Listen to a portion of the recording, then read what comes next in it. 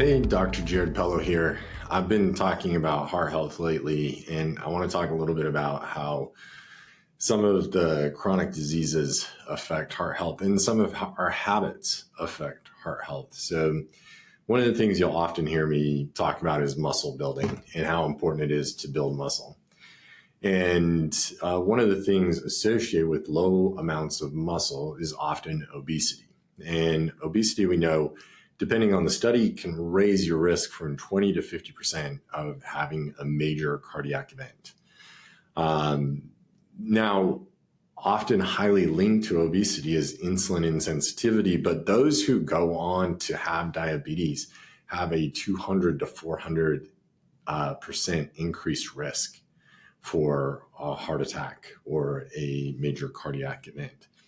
Now, we all know that smoking is really hard on hearts, and part of that is endothelial damage. So if you understand how coronary plaques build up, or cholesterol plaques in your blood vessels in your heart, how those build up, well, you need some sort of endothelial damage, and smoking causes a lot of endothelial damage. Endothelial meaning the lining of the blood vessel. So that gets damaged, and then cholesterol kind of packs in there, and there's this whole series of events that happens to form plaques. And smoking doubles your risk of having a heart attack. And as soon as you stop smoking, that is the great thing about stopping smoking. The day you stop smoking, that risk disappears. Unlike smoking in cancer, where that risk remains elevated, smoking in heart disease, that risk disappears.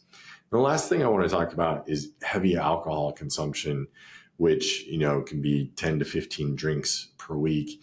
And there's a 50% increased risk of a major cardiac event when you're a heavy drinker.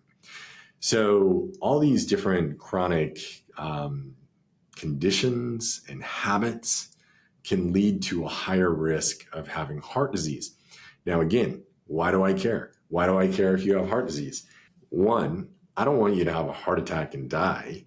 And sometimes worse is survival, because you could end up with a very weak heart, unable to do most anything that you enjoy in life. And that's called congestive heart failure, where your heart no longer has the strength to pump like it did before. And that's a really miserable way to live your life. And for some people, it's a miserable way to a slow death. And so let's work on these things. Let's make sure that we're cutting back on our drinking. If we're smoking, we're quitting. If we're insulin insensitive, we're working on that. If we don't have enough muscle and we're obese, we're working on that as well. We're here to help you with this, but I hope this helps you understand some of the habits and chronic diseases that contribute to heart health, or the lack of heart health.